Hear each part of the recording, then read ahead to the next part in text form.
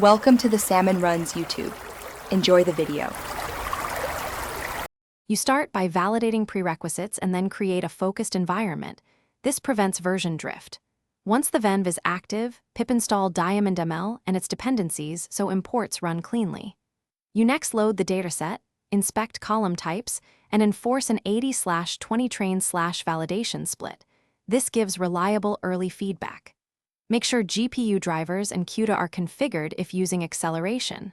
Otherwise, force CPU mode deliberately.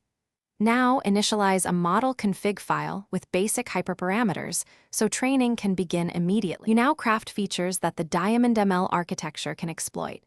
First, impute and encode consistently across folds, because mismatched encoders break evaluation. Once done, generate interaction terms and apply scaling or log transforms to normalize distributions, which stabilizes training.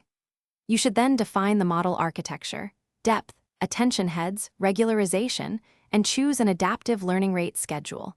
This affects convergent speed. Finally, set up data loaders with batching and augmentation so the model sees varied examples during each epoch. You kick off training with checkpointing enabled and mixed precision if supported. This saves time and guards against interruptions. During training, monitor both loss and the chosen validation metric. Early stopping prevents overfit. Once converged, evaluate on the holdout set and calibrate thresholds for real-world use.